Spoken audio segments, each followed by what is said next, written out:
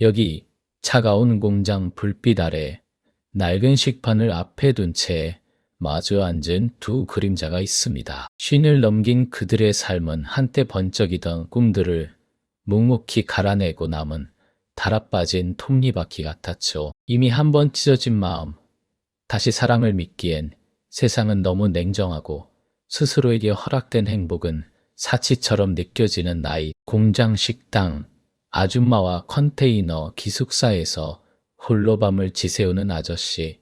그들의 이름은 아무도 궁금해하지 않았을 겁니다. 하지만 어느 날 밥 한 끼, 따뜻한 국 한 그릇에 담긴 작은 위로가 감히 사랑이라 부를 수도 없는 그 애잔한 마음이 얼어붙었던 심장을 다시 뛰게 만들 줄은 그 누구도 상상조차 못했을 겁니다. 이 이야기는 흔한 동화가 아닙니다. 낡고 지친 삶의 틈새에서 피어난 누구도 기대하지 않았던 너무나 조심스럽고 그래서 더 애틋한 두 영혼의 화문역 속삭임입니다. 새벽 4시 반어둠이 아직 제왕처럼 군림하던 시간, 이미자의 작은 방에는 낡은 자명종 소리가 날카롭게 울렸다 지친 숨을 길게 내쉬며 그녀는 이불 밖으로 겨우 손을 뻗어 시끄러운 소리를 잠재웠다. 몸은 천근만근 눈꺼풀은 납덩이처럼 무거웠지만 익숙한 고통이었다. 창밖은 아직 짙은 감색에 갇혀 있었고 멀리 공장 굴뚝에서 뿜어져 나오는 연기만이 희뿌옇게 번져 있었다. 이미자는 침대에서 몸을 일으켜 앉았다. 허리에서 뚝 하는 소리가 났지만 이제는 놀랍지도 않았다. 결혼 20년 동안 남편의 등살에 아이들의 뒷바라지에 닳고 다른 몸뚱이였다. 그녀의 시선은 한순간 벽에 걸린 낡은 달력에 멈췄다. 희미한 글씨로 표시된 이혼 기념일이라는 작은 메모가 눈에 들어왔다니 기념일이라기보다는 그저 지난 상처를 잊지 않으려는 스스로에게 남긴 기록이었다. 그날 이후 그녀의 삶은 텅 빈 고무줄처럼 축 늘어져 버렸다. 가슴 한편이 시큰거렸지만 이미 너무나 많은 시간을 그렇게 살아왔기에 이제는 그 통증조차 덤덤하게 받아들여졌다. 원차가 온 수도꼭지를 틀자 얼음장 같은 물이 손바닥에 튀었다 세수를 하고 얇은 크림을 바르는 손놀림은 기계적이었다. 주름진 얼굴을 거울에 비춰보니 세월이 파놓은 깊은 흔적들이 선명했다. 한때는 꽤나 곱다는 말을 들었던 얼굴이었지만 이제는 그저 고된 삶을 살아낸 흔적만이 가득했다. 희미한 미소를 지어보려 했지만 입꼬리는 미동도 하지 않았다. 회색빛 유니폼을 입고 머리를 꽉 묶었다. 신발장 한쪽 구석에 놓인 낡은 운동화를 신었다. 문고리를 잡는 운동화를 신었다. 손에 힘이 들어왔다. 삑 하는 소리와 함께 방문이 닫히자 다시금 적막이 그녀를 감쌌다. 오늘도 그녀의 하루는 어둠 속에서 시작되었다. 공장으로 향하는 길은 늘 한적했다. 가끔 새벽 출근하는 다른 직원들과 마주치면 짧은 목례를 나누는 것이 전부였다. 찬 공기가 폐속 깊이 파고들었지만 이미자는 묵묵히 발걸음을 옮겼다. 정문 옆을 지나칠 때 경비실의 희미한 불빛이 유일한 온기처럼 느껴졌다. 반낡은 철문을 열고 식당 안으로 들어서자 거대한 공간이 텅 비어 그녀를 맞았다. 밤새 묵은 찬 공기가 콧속으로 스쳤다. 번수 많은 이들이 앉아 식사를 할 의자들은 줄지어 가지런히 정돈되어 있었지만 그 모습은 오히려 더 큰 외로움을 안겨주었다. 이미자는 곧장 주방으로 향했다. 덜컥 하고 스위치를 올리자 형광등이 요란한 소리를 내며 깜빡이다가 이내 환한 빛을 뿜어냈다. 주방은 아직 밤의 냉기가 가득했다. 커다란 밥솥의 뚜껑을 열고 전날 불려놓은 쌀을 쏟아 넣었다. 쌀알들이 솥바닥에 부딪히는 소리가 유난히 크게 울렸다. 쏴 하는 냉기가 울렸다. 쏴 하는 물소리가 점막을 깼다. 뜨거운 물을 받아 솥에 붓고 미리 썰어놓은 무와 파를 큼직하게 썰어 된장찌개 끓일 준비를 했다. 칼질하는 소리, 시계가 끓어오르는 냄새, 그리고 이 모든 소음 속에 홀로 존재하는 자신 그녀의 삶은 이 거대한 공장 식당의 음식처럼 늘 같은 재료로 같은 방식으로 만들어지고 있었다. 이 맛없는 비빔밥 같은 인생이 과연 언제까지 이어질까? 그녀는 생각했다. 결혼이라는 이름의 식판 위에서 무엇 하나 제대로 비벼지지 못했던 과거가 자꾸만 아린 속을 부여잡게 만들었다. 한편 공장 부지 한쪽에 빼곡히 들어선 컨테이너 기숙사에서는 김철수가 눈을 떴다. 창문 하나 없는 좁고 답답한 공간이었다. 몸을 뒤척이자 삐걱거리는 침대 소리가 얇은 벽을 넘어 다른 방으로 새어나가는 듯했다. 천장을 올려다보니 낡은 백열등이 어렴풋이 빛을 내고 있었다. 그의 나이 58 젊은 시절 펄펄 날아다니던 김철수는 없었다.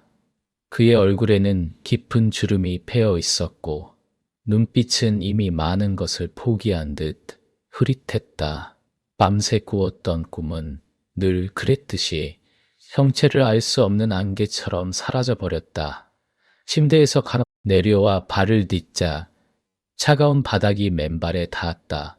서늘한 기운이 발끝에서부터 온몸으로 퍼졌다. 좁은 컨테이너 안에는 그가 가진 것들이 전부였다. 덕까지 몇 벌 달아빠진 수건, 달아빠진 수건, 그리고 텅 빈 마음. 그는 이 모든 것이 비좁은 컨테이너에 완벽하게 어울린다고 생각했다. 비좁은 화장실 겸 샤워실에서 차가운 물줄기를 온몸에 들이부었다. 세수빈으로 얼굴을 박박 문질렀다. 거친 수건으로 물기를 닦아내자 피부가 붉게 달아올랐다. 거울 속 자신의 얼굴을 물끄러미 바라보았다. 삭막한 표정, 어딘가 모르게 텅 비어버린 눈동자. 그가 거울 속의 남자를 알아보지 못할 때도 있었다. 도대체 저 사람은 누구인가? 내 삶은 어디로 흘러간 것일까? 후회가 파도처럼 밀려왔지만 이내 사라졌다. 지나간 것은 지나간 대로 그는 그저 현재를 살아야만 했다 하니 그가 가진 것은 현재뿐이었다. 작업복을 입고 문을 나섰다. 다른 컨테이너 방에서는 임하는 이들이 아침을 준비하는 소리가 들렸다. 웅성거리는 소리, 물소리, 누군가의 헛기침 소리. 그 소음 속에서 그는 또다시 자신만의 고독에 잠겼다.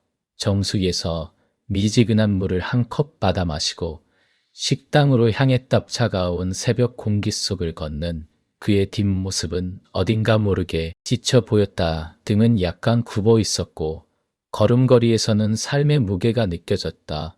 번전 공장 생활로 단련된 몸이었지만 이제는 그 단련된 몸마저 서서히 무너져 내리는 시기였다.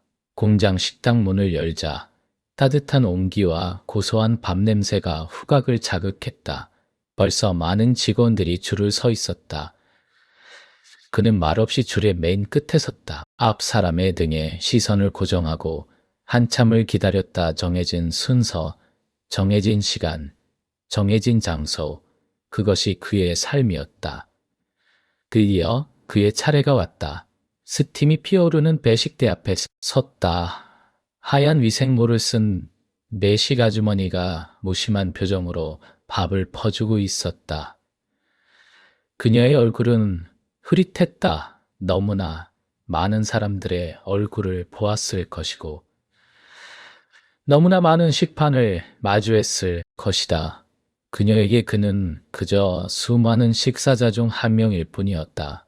잡곡밥에 김치찌개, 그리고 계란찜 조금. 그는 조용히 말했다. 배식 아주머니는 아무런 대꾸 없이 밥과 김치찌개를 퍼주었고 옆 칸에서는 또 다른 아주머니가 계란찜과 김치를 얹어주었다. 그녀의 손길은 빠르고 능숙했다. 묵묵히 식판을 받아든 그는 빈자리를 찾아 천천히 걸어갔다. 식당 한쪽 구석 벽을 바라볼 수 있는 자리에 앉았다.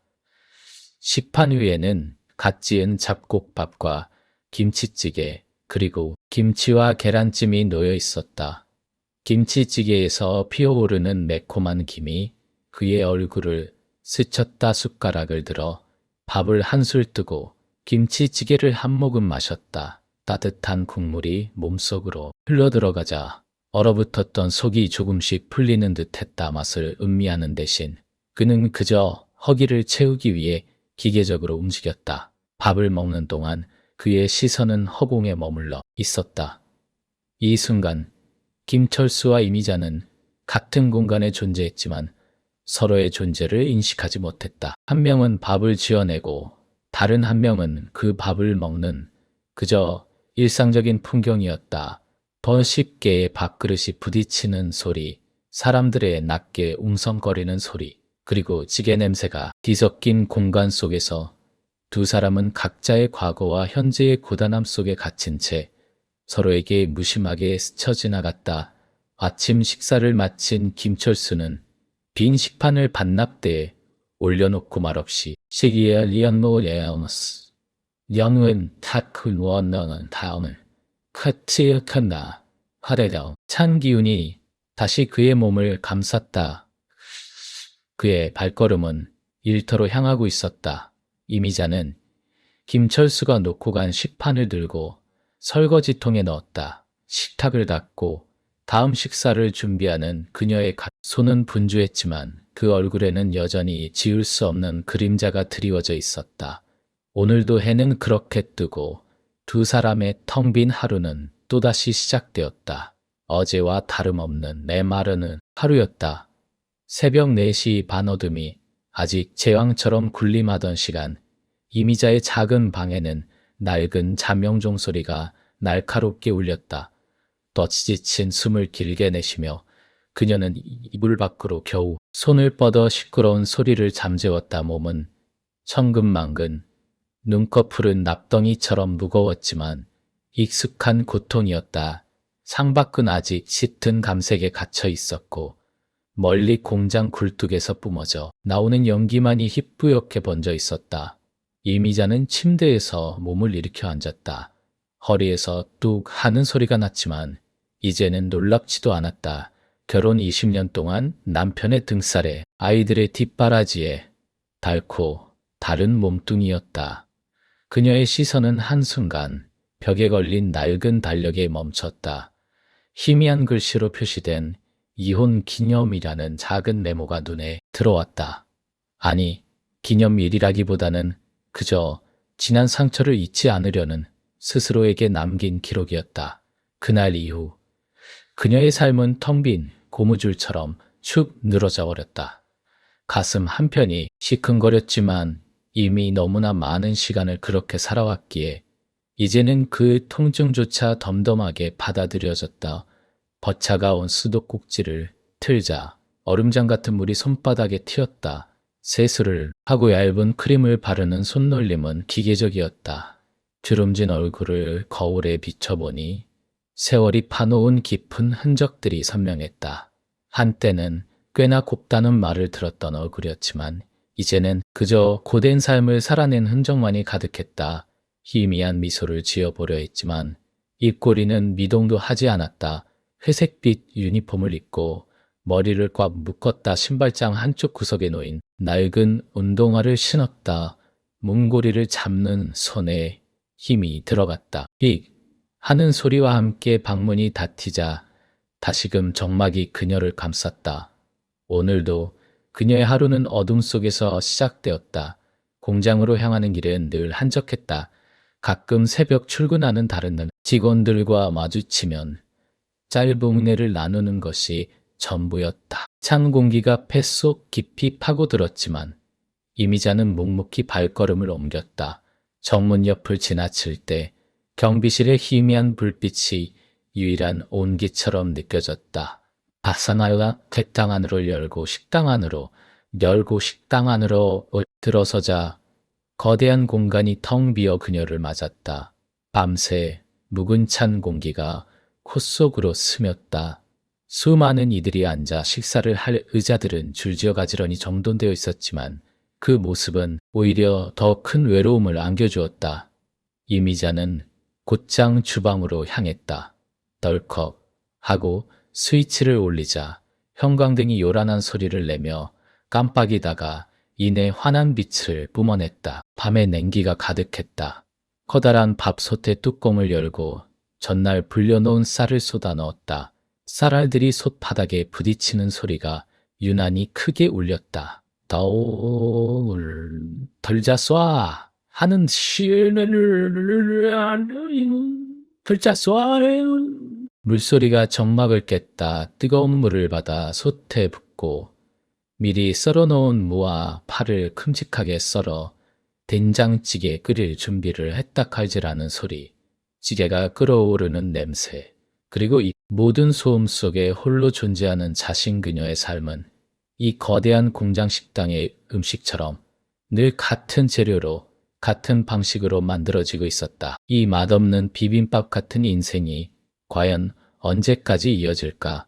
그녀는 생각했다. 결혼이라는 이름의 식판 위에서 무엇 하나 제대로 비벼지지 못했던 과거가 자꾸만 아린 속을 부여잡게 만들었다. 한편 공장 부지 한쪽에 빼곡히 들어선 컨테이너 기숙사에서는 김철수가 눈을 떴다. 창문 하나 없는 좁고 답답한 공간이었다. 몸을 뒤척이자 삐걱거리는 침대 소리가 얇은 벽을 넘어 다른 방으로 새어나가는 듯했다.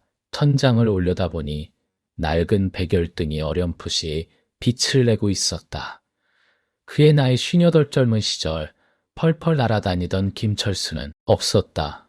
그의 얼굴에는 깊은 주름이 패여 있었고 눈빛은 이미 많은 것을 포기한 듯 흐릿했다.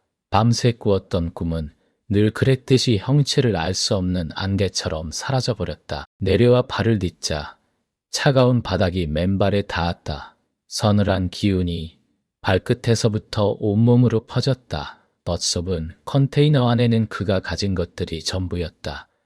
달아빠진 수건, 그리고 텅 빈 마음. 그는 이 모든 것이 비좁은 컨테이너에 완벽하게 어울린다고 생각했다.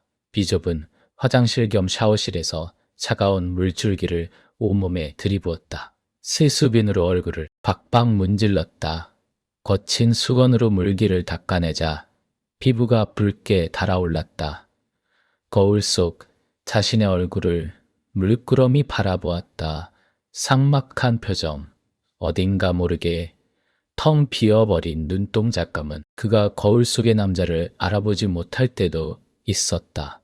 도대체 저 사람은 누구인가? 바리아나, 내 삶은 어디로 흘러간 것일까? 후회가 파도처럼 밀려왔지만 이내 사라졌다. 지나간 것은 지나간 대로 그는 그저 현재를 살아야만 했다니. 그가 가진 것은 현재뿐이었다. 작업복을 입고 문을 나섰다.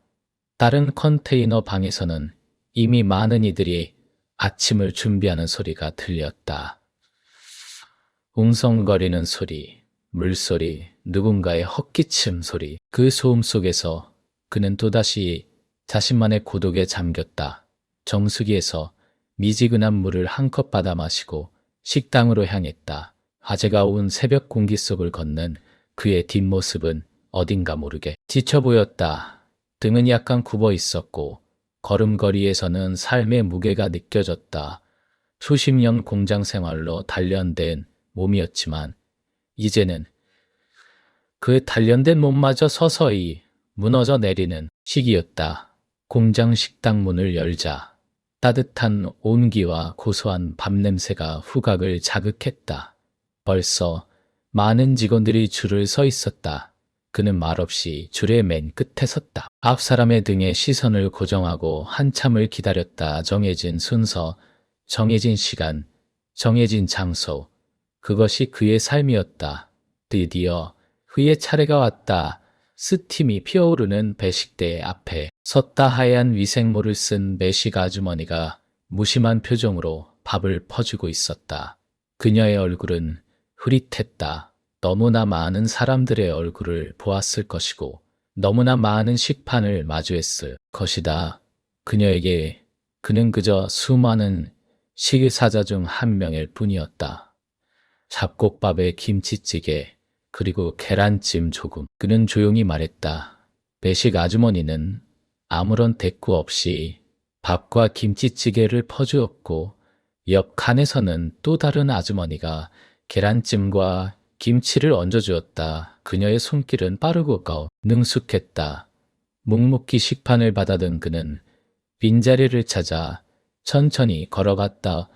뒤식당 한쪽 구석 벽을 바라볼 수 있는 자리에 앉았다. 식판 위에는 갓 지은 잡곡밥과 김치찌개, 그리고 김치와 계란찜이 놓여 있었다. 김치찌개에서 피어오르는 매콤한 김이 그의 얼굴을 스쳤다. 번숟가락을 들어 밥을 한술 뜨고 김치찌개를 한 모금 마셨다. 따뜻한 국물이 몸속으로 흘러 들어가자 얼어붙었던 속이 조금씩 풀리는 듯했다. 맛을 음미하는 대신 그는 그저 허기를 채우기 위해 기계적으로 움직였다. 밥을 먹는 동안 그의 시선은 허공에 머물러 있었다. 이 순간 김철수와 이미자는 같은 공간에 존재했지만 서로의 존재를 인식하지 못했다. 한 명은 밥을 지어내고 다른 한 명은 그 밥을 먹는 그저 일상적인 풍경이었다. 도십계의 밥그릇이 부딪히는 소리, 사람들의 낮게 웅성거리는 소리, 그리고 찌개 냄새가 뒤섞인 공간 속에서 두 사람은 각자의 과거와 현재의 고단함 속에 갇힌 채 서로에게 무심하게 스쳐 지나갔다. 덧아침 식사를 마친 김철수는 빈 식판을 반납대에 올려놓고 말없이 식당을 넘어서yen 가에 나서었다. 찬 기운이 다시 그의 몸을 감쌌다. 그의 발걸음은 일터로 향하고 있었다. 이미자는 김철수가 놓고 간 식판을 들고 설거지통에 넣었다. 식탁을 닦고 다음 식사를 준비하는 그녀의 같고 손은 분주했지만 그 얼굴에는 여전히 지울 수 없는 그림자가 드리워져 있었다. 오늘도 해는 그렇게 뜨고 두 사람의 텅 빈 하루는 또다시 시작되었다.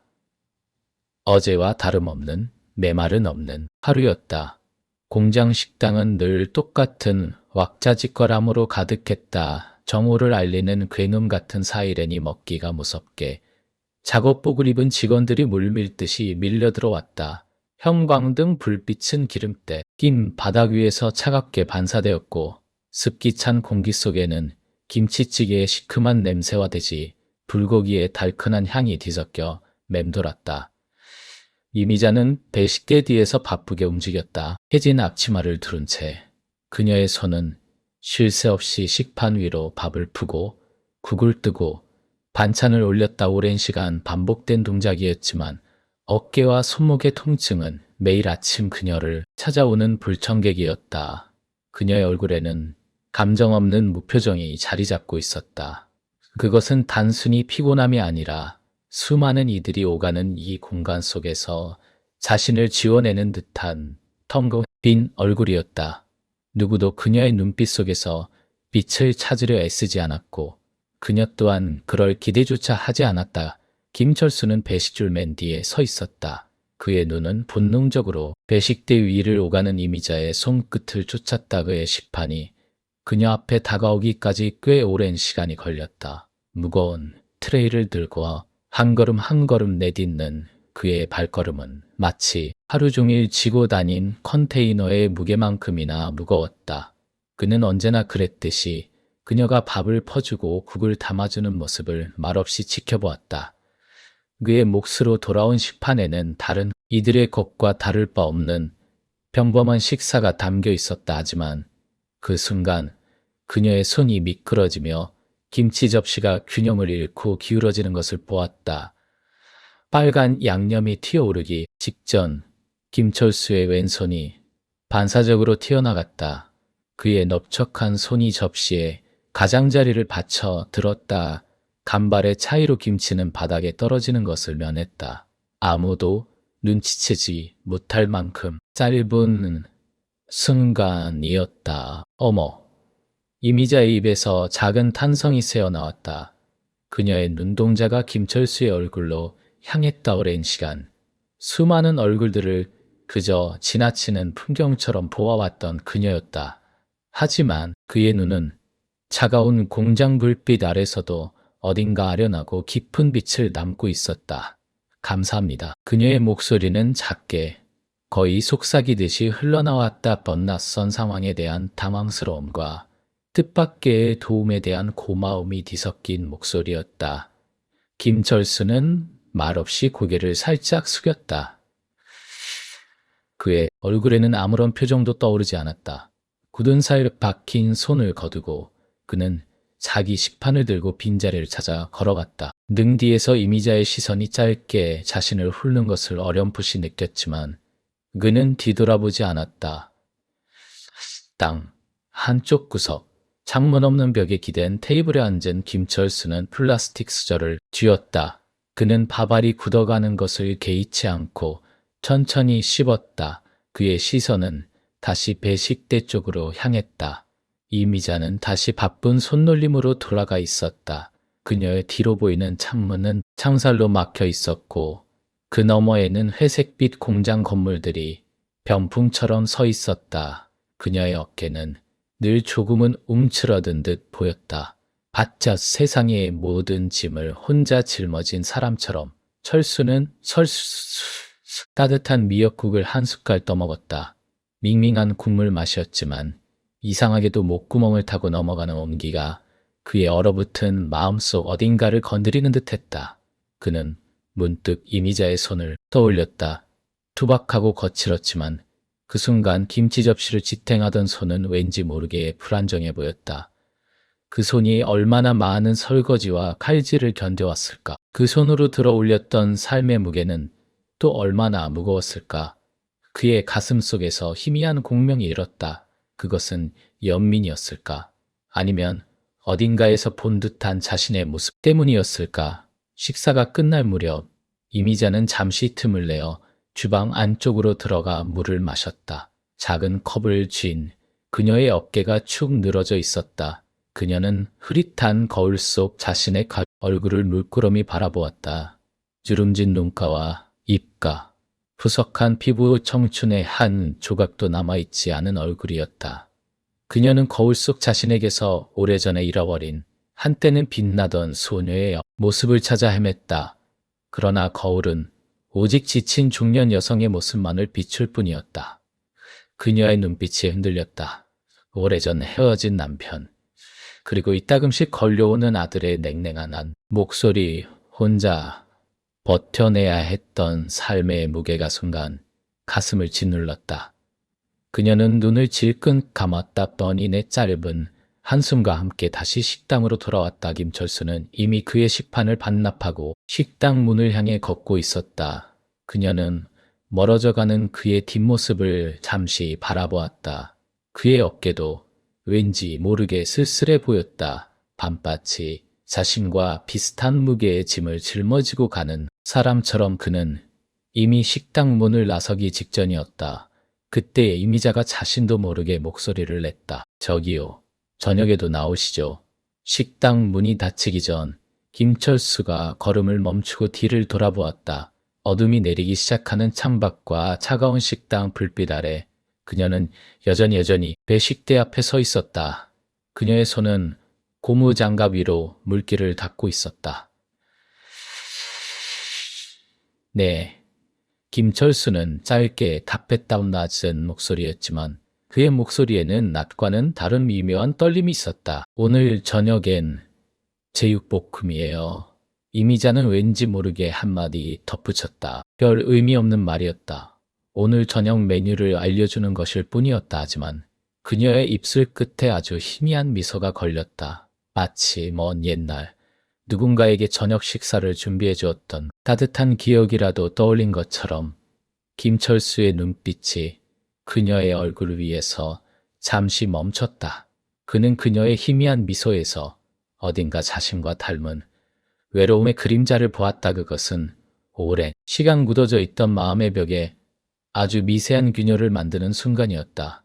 그는 아무 말 없이 다시 몸을 돌려 식당을 나섰다. 문이 닫히자 식당 안은 다시 익숙한 소음으로 채워졌다. 하지만 이미자의 귓가에는 방금 전 김철수의 낮은 목소리가 그리고 자신의 덧없는 한마디가 잔향처럼 남아 맴돌았다. 그리고 김철수의 등 뒤로는 저녁 메뉴를 알려주던 이미자의 목소리와 함께 무언가 설명할 수 없는 애틋함이 쫓아오는 듯했다. 텅 빈 컨테이너 기숙사로 향하는 그의 발걸음이 아주 미세하게 조금은 더 가벼워진 것 같기도 했다. 그의 마음속에는 이미자의 지친 얼굴과 그 짧은 미소가 오래도록 지워지지 않을 것처럼 박혀 있었다. 축축한 새벽 공기가 공장 안을 채우고 있었다. 식당 한쪽에서는 김이 모락모락 피어오르는 뚝배기들을 연신 날랐다. 저 완원인 뚝배기들을 연신 날랐다. 동여매고 땀방울이 송골송골 맺힌 이마를 훔쳤다. 오늘 아침 메뉴는 시래기 된장국이었다. 뜨끈하고 구수한 국물은 이른 아침부터 찬바람을 맞으며 일할 인부들에게 작은 위로가 되리라. 이모, 국 좀 많이 주세요. 투박한 목소리의 아줌마는 고개를 들었다. 저만치 줄 서 있던 아저씨가 눈에 들어왔다. 늘 깨끗하게 세탁된 작업복을 입지만 어딘가 모르게 허름한 느낌을 지울 수 없는 남자였다. 그의 얼굴에는 깊게 패인 주름들이 세월의 흔적을 말해주었다. 아줌마는 국자 가득 국물을 떠서 그의 식판에 담아주었다. 묵묵히 식판을 받아드는 그의 손가락 마디는 굵고 거칠었다. 특별한 대화는 없었다. 그저 매일 반복되는 일상 풍경이었다. 아저씨는 늘 구석진 자리에 앉아 말없이 밥을 먹었다. 시래기 국물 위로 밥알이 동동 뜨는 것을 가만히 지켜보던 아줌마는 저도 모르게 한숨을 쉬었다. 누군가와 마주 앉아 밥을 먹던 기억이 까마득하게 느껴지는 아침이었다. 점심시간이 한참 지난 오후, 공장 안은 갑자기 아수라장이 되었다. 쉬이잉 쾅, 귀를 찢을 듯한 굉음이 작업장을 뒤흔들었다. 곧이어 아 하는 짧은 비명과 함께 금속이 부딪히는 불길한 소리가 연이어 들려왔다. 대식당에서 김치통을 정리하던 아줌마의 심장이 쿵 내려앉았다. 그릇을 든 손이 부들부들 떨렸다. 혹시나 하는 가는 마음의 맨발에 슬리퍼를 끌고 식당 문을 박차고 나섰다. 공장 안은 벌써 희뿌연 연기와 먼지로 가득했다. 기름과 쇳내가 뒤섞인 매캐한 냄새가 코를 찔렀다. 큰일 났어요. 이라인 프레스 기계가 고장났대요. 누구 다친 사람 없어요. 사람들의 다급한 외침이 여기저기서 터져 나왔다. 그녀의 눈은 본능적으로 아저씨가 일하던 이라인 쪽을 향했다. 뿌연 연기 사이로 사람들이 잔뜩 몰려있는 모습이 보였다. 심장이 더욱 격렬하게 울렸다. 자신도 모르게 그쪽으로 발걸음을 옮기려던 찰나 저만치서 아저씨의 모습이 보였다. 그는 마른 기침을 연신 토해내며 작업복 소매로 코와 입을 가리고 있었다. 얼굴은 흑빛으로 변해 있었지만 다행히 크게 다친 곳은 없어 보였다. 안도의 한숨이 절로 너미인 참어 하라네인 티였다니메치 카오스이. 그 순간 아저씨의 시선이 그녀에게 닿았다. 놀란 토끼처럼 커다래진 그의 눈동자에 그녀의 불안한 얼굴이 그대로 비쳤다. 둘은 그렇게 잠시 연기 자욱한 공장 한가운데서 서로를 마주 보았다. 아무 말도 오가지 않았지만 그들의 눈빛은 짧은 순간 깊은 감정들을 주고받았다. 그의 눈에는 방금 겪은 공포와 함께 낯선 안도감이 서려 있었다. 그녀의 눈에는 그를 향한 걱정과 함께 이름 모를 감정이 스쳐 지나갔다. 뒤내 다른 직원들이 몰려들어 그를 에워쌌고 아저씨는 시야에서 사라졌다. 저녁 식사 시간, 공장 식당은 평소보다 훨씬 조용했다. 모두들 낮에 벌어진 사고의 여파로 침통한 표정이었다. 몇몇은 삼삼오오 모여 낮에 다친 직원들의 안부를 묻기도 했다.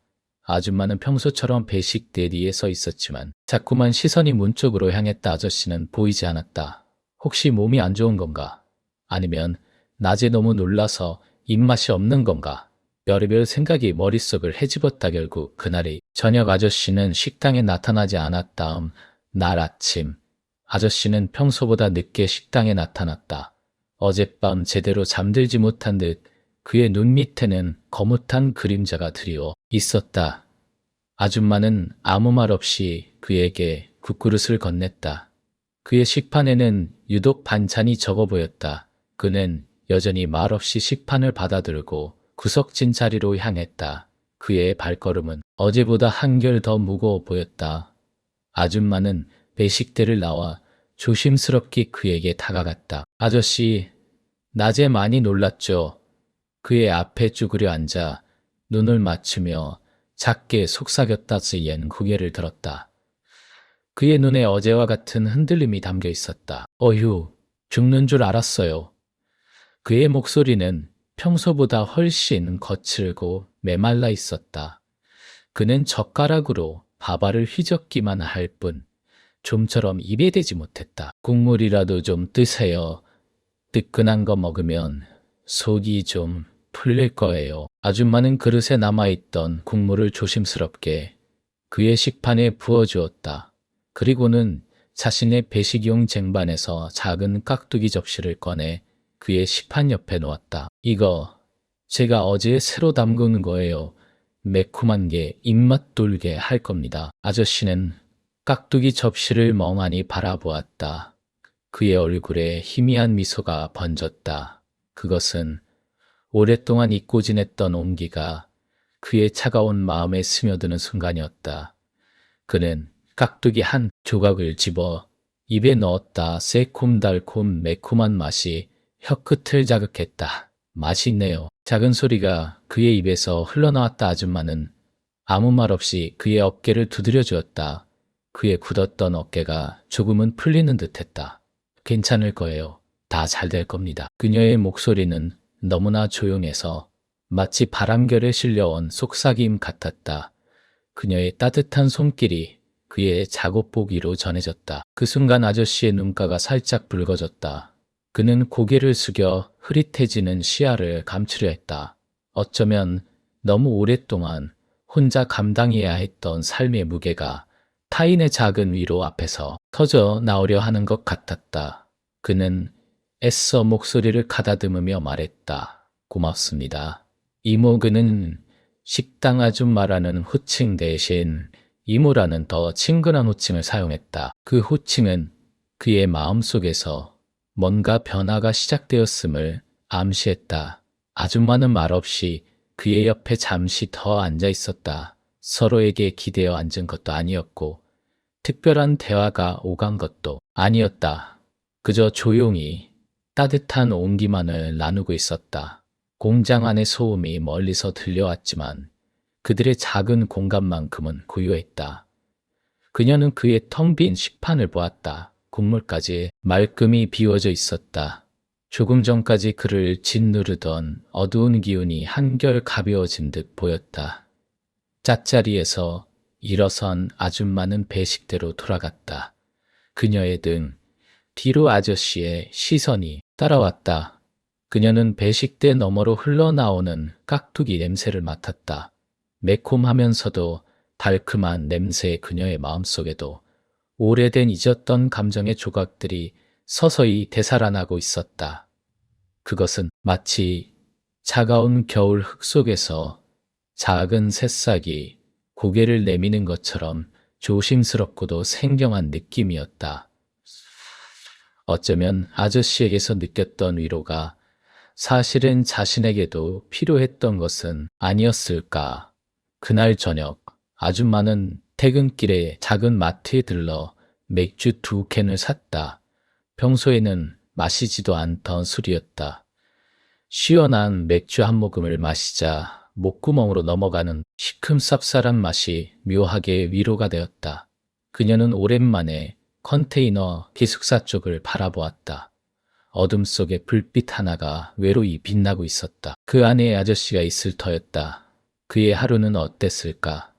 그의 마음속에도 자신처럼 작은 파문이 일렁이고 있을까? 아줌마는 차가운 맥주캔을 쥐고 자신의 가슴에 살짝 대어 보았다.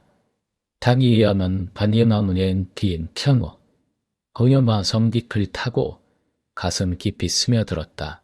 그것은 분명 아주 오래전 누군가와 함께 나누었던 행복의 온기와는 다른 종류의 것이었다. 그러나 어딘가 아련하게 닮아있는 새로운 시작의 예감 같은 온기였다. 밤은 깊어지고 공장 주변은 고요함에 잠겼다. 두 개의 외로운 불빛이 어둠 속에서 서로를 향해 아주 희미하게 깜빡이는 듯했다.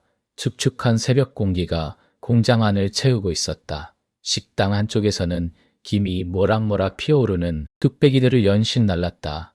아줌마는 앞치마를 질끈 동여매고 땀방울이 송골송골 맺힌 이마를 훔쳤다. 오늘 아침 메뉴는 시래기 된장국이었다. 느끈하고 구수한 국물은 이른 아침부터 찬바람을 맞으며 일할 인부들에게 작은 위로가 되리라. 이모, 국 좀 많이 주세요.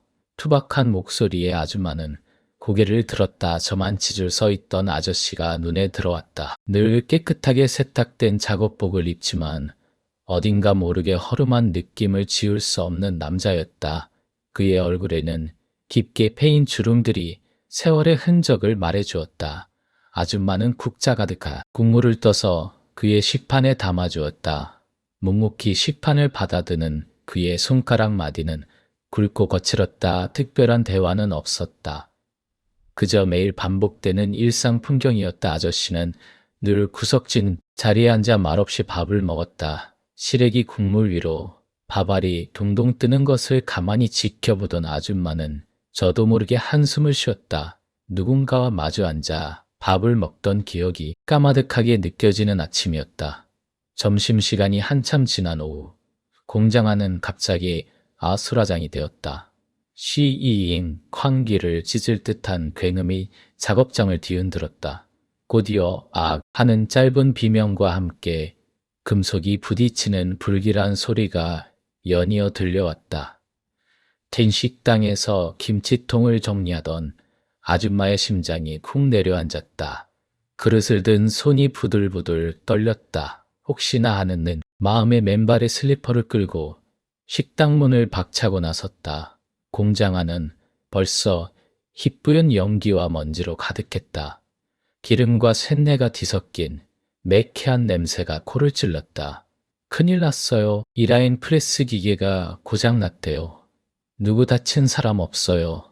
사람들의 다급한 외침이 여기저기서 터져나왔다. 그녀의 눈은 본능적으로 아저씨가 일하던 이라인 쪽을 향했다. 뿌연 연기 사이로 사람들이 잔뜩 몰려있는 모습이 보였다. 심장이 더욱 격렬하게 울렸다. 자신도 모르게 그쪽으로 발걸음을 옮기려던 찰나 저만치서 아저씨의 모습이 보였다. 그는 마른 기침을 연신 토해내며 작업복 소매로 코와 입을 가리고 있었다. 얼굴은 흑빛으로 변해 있었지만 다행히 크게 다친 곳은 없어 보였다. 당응이야원네 하려니레노씨 그는 다어산댔대. 그 순간 아저씨의 시선이 그녀에게 닿았다. 놀란 토끼처럼 커다래진 그의 눈동자에 그녀의 불안한 얼굴이 그대로 비쳤다. 둘은 그렇게 잠시 연기 자욱한 공장 한가운데서 서로를 마주 보았다. 아무 말도 오가지 않았지만 그들의 눈빛은 짧은 순간 깊은 감정들을 주고받았다. 그의 눈에는 방금 겪은 공포와 함께 낯선 안도감이 서려 있었다. 그녀의 눈에는 그를 향한 걱정과 함께 이름 모를 감정이 스쳐 지나갔다. 빈의 다른 직원들이 몰려들어 그를 에워쌌고 아저씨는 시야에서 사라졌다.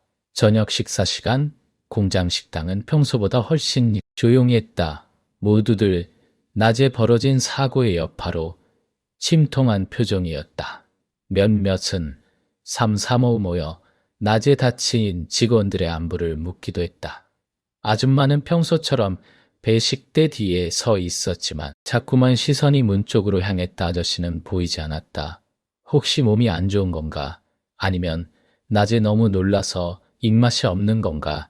별의별 생각이 머릿속을 헤집었다. 결국 그날의 저녁 아저씨는 식당에 나타나지 않았다. 다음날 아침 아저씨는 평소보다 늦게 식당에 나타났다. 어젯밤 제대로 잠들지 못한 듯 그의 눈 밑에는 거뭇한 그림자가 드리워 있었다. 아줌마는 아무 말 없이 그에게 국그릇을 건넸다. 그의 식판에는 유독 반찬이 적어 보였다. 그는 여전히 말없이 식판을 받아들고 구석진 자리로 향했다. 그의 발걸음은 어제보다 한결 더 무거워 보였다. 아줌마는 배식대를 나와 조심스럽게 그에게 다가갔다. 아저씨, 낮에 많이 놀랐죠. 그의 앞에 쭈그려 앉아 눈을 맞추며 작게 속삭였다. 아저씨는 고개를 들었다. 그의 눈에 어제와 같은 흔들림이 담겨 있었다. 어휴, 죽는 줄 알았어요. 그의 목소리는 평소보다 훨씬 거칠고 메말라 있었다. 그는 젓가락으로 밥알을 휘젓기만 할 뿐 좀처럼 입에 대지 못했다. 국물이라도 좀 드세요. 뜨끈한 거 먹으면 속이 좀 풀릴 거예요. 아줌마는 그릇에 남아있던 국물을 조심스럽게 그의 식판에 부어주었다. 그리고는 자신의 배식용 쟁반에서 작은 깍두기 접시를 꺼내 그의 식판 옆에 놓았다. 이거 제가 어제 새로 담근 거예요. 매콤한 게 입맛 돌게 할 겁니다. 아저씨는 깍두기 접시를 멍하니 바라보았다. 그의 얼굴에 희미한 미소가 번졌다. 그것은 오랫동안 잊고 지냈던 온기가 그의 차가운 마음에 스며드는 순간이었다. 그는 깍두기 한 조각을 집어 입에 넣었다. 새콤달콤 매콤한 맛이 혀끝을 자극했다. 맛있네요. 작은 소리가 그의 입에서 흘러나왔다. 아줌마는 아무 말 없이 그의 어깨를 두드려 주었다. 그의 굳었던 어깨가 조금은 풀리는 듯했다. 괜찮을 거예요. 다 잘 될 겁니다. 그녀의 목소리는 너무나 조용해서 마치 바람결에 실려온 속삭임 같았다. 그녀의 따뜻한 손길이 그의 작업복 위로 전해졌다. 그 순간 아저씨의 눈가가 살짝 붉어졌다. 그는 고개를 숙여 흐릿해지는 시야를 감추려 했다. 어쩌면 너무 오랫동안 혼자 감당해야 했던 삶의 무게가 타인의 작은 위로 앞에서 터져 나오려 하는 것 같았다. 그는 애써 목소리를 가다듬으며 말했다. 고맙습니다. 이모. 그는 식당 아줌마라는 호칭 대신 이모라는 더 친근한 호칭을 사용했다. 그 호칭은 그의 마음속에서 뭔가 변화가 시작되었음을 암시했다. 아줌마는 말없이 그의 옆에 잠시 더 앉아 있었다. 서로에게 기대어 앉은 것도 아니었고 특별한 대화가 오간 것도 아니었다. 그저 조용히 따뜻한 온기만을 나누고 있었다. 공장 안의 소음이 멀리서 들려왔지만 그들의 작은 공간만큼은 고요했다. 그녀는 그의 텅 빈 식판을 보았다. 국물까지 말끔히 비워져 있었다. 조금 전까지 그를 짓누르던 어두운 기운이 한결 가벼워진 듯 보였다.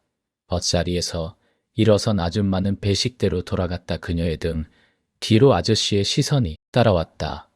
그녀는 배식대 너머로 흘러나오는 깍두기 냄새를 맡았다. 매콤하면서도 달큼한 냄새.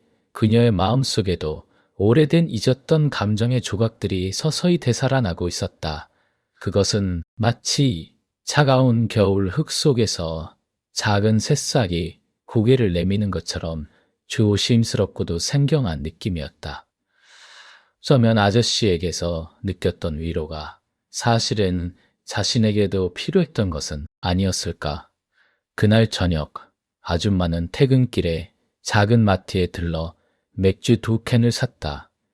평소에는 마시지도 않던 술이었다. 시원한 맥주 한 모금을 마시자 목구멍으로 넘어가는 시큼 쌉쌀한 맛이 묘하게 위로가 되었다. 그녀는 오랜만에 컨테이너 기숙사 쪽을 바라보았다. 어둠 속에 불빛 하나가 외로이 빛나고 있었다. 그 안에 아저씨가 있을 터였다. 그의 하루는 어땠을까? 그의 마음속에도 자신처럼 작은 파문이 일렁이고 있을까? 아줌마는 차가운 맥주캔을 쥐고 자신의 가슴에 살짝 대어 보았다. 차갑고도 알 수 없는 온기가 그녀의 손끝을 타고 가슴 깊이 스며들었다. 그것은 분명 아주 오래전 누군가와 함께 나누었던 행복의 온기와는 다른 종류의 것이었다. 그러나 어딘가 아련하게 닮아있는 새로운 시작의 예감 같은 온기였다. 밤은 깊어지고 공장 주변은 고요함에 잠겼다. 두 개의 외로운 불빛이 어둠 속에서 서로를 향해 아주 희미하게 깜빡이는 듯했다. 공장 식당의 시끄러운 잔향이 아직 귓가에 맴도는 저녁이었다. 철수는 조심스럽게 미자를 향해 마우스에 링한 에이 그애는 코너스타너, 머랭타무야스. 저기, 저녁은 드셨어요. 미자는 뜨거운 밥솥김에 데워진 손등을 어루만지며 고개를 저었다. 매일 남은 음식을 처리하고 나면 정작 자신의 몫은 제대로 챙기지 못하는 일상이었다. 아니요, 아직. 철수는 잠시 망설이는 듯 하더니 숨을 한번 깊게 들이쉬었다. 그럼 괜찮으시면 제 기숙사에서 간단하게 라면이라도. 미자의 심장이 순간 쿵 하고 떨어지는 것 같았다. 철수의 제안은 예상치 못한 것이었고 그녀의 낡은 마음속에 아주 작게 그러나 분명하게 파문을 일으켰다. 초대라는 단어가 낯설어 어색한 침묵이 흘렀다. 머릿속에는 수많은 망설임이 오갔다. 겨우내 얼어붙었던 땅에 새싹이 돋듯 시들었던 감정들이 아주 희미하게 고개를 들었다. 이 나이에 또 다시 누군가의 공간에 발을 들이는 것이 맞을까? 혹시나 하는 기대와 실망에 대한 두려움이 뒤섞여 목구멍까지 차올랐다. 하지만 동시에 뼈에 스며드는 듯한 외로움에 지쳐가던 그녀에게 아주 작은 불씨 같은 끌림도 있었다. 철수의 눈빛은 그저 따뜻했고 강요하는 빛은 없었다. 오히려 미자가 거절할까봐 염려하는 듯한 불안한 기색마저 엿보였다. 미자는 한참을 서성이다 작은 목소리로 답했다. 그럴까요? 술하게 말해 철수의 얼굴에 옅은 미소가 번졌다. 그는 마치 오래 기다리던 답을 들은 아이처럼 어색하면서도 기쁜 표정이었다. 어둑해지는 공장길을 따라 두 사람은 말없이 걸었다. 콘크리트 바닥은 차가운 기운을 뿜었고 저 멀리서 들려오는 기계음은 오늘따라 더 외롭게 들렸다. 미자는 철수의 듬직한 뒷모습을 보며 왠지 모를 긴장감에 마른 침을 삼켰다. 철수의 컨테이너 기숙사는 공장 부지 한쪽에 여러 동이 늘어서 있었다. 녹슨 철판이 세월의 흔적을 말해주는 듯했다. 그중 한 동 앞에 멈춰선 철수는 낡은 자물쇠를 돌려 문을 열었다. 삐걱이는 소리와 함께 어둠 속에 갇혀있던 공간이 모습을 드러냈다. 미자는 문턱을 넘어서기 전 잠시 숨을 골랐다. 내부는 예상보다 훨씬 깨끗하고 정돈되어 있었다. 바닥에는 작은 달력이 걸려 있었고 한쪽 구석에는 얇은 이불이 단정하게 개어져 있었다. 밤낡은 나무 탁자 위에는 먼지 한 톨 없이 깨끗한 컵 2개가 놓여 있었다. 오래된 라디오에서는 조용히 트로트 음악이 흘러나오고 있었다. 컨테이너 특유의 새 냄새와 함께 은은한 섬유 연제 향이 섞여 미자의 코끝을 간지럽혔다. 이곳은 비록 좁고 초라했지만 누군가의 삶이 정성껏 배어있는 공간이었다. 좁아서 죄송합니다. 철수가 겸연쩍게 말했다. 미자는 고개를 저으며 작은 의자에 앉았다. 의자의 등받이는 삐걱였지만 왠지 모르게 편안한 느낌이었다. 철수는 능숙하게 작은 버너 위에 냄비를 올리고 물을 끓였다. 보글보글 끓어오르는 물소리가 정막을 깨고 라면 봉지 뜯는 소리가 이어졌다. 투박한 손놀림이었지만 그 속에는 자신만의 방식으로 삶을 살아가는 한 남자의 진솔함이 담겨 야셀레 굴리고 나무센 담겨 있었다. 갓 끓여낸 라면은 김이 모락모락 피어올랐다. 철수는 미자에게 먼저 냄비에서 라면을 덜어주었다. 별다른 반찬도 없었지만 짭짤하면서도 매콤한 라면, 국물은 얼어붙었던 속을 따뜻하게 데워주었다. 미자는 오랜만에 느껴보는 타인과의 식사였다. 고독한 식사를 이어오던 그녀에게 마주 앉아 국물을 후루룩 마시는 철수의 모습은 왠지 모르게 든든하게 느껴졌다. 전철수는 라면을 먹다 말고 곁눈질로 미자를 살폈다.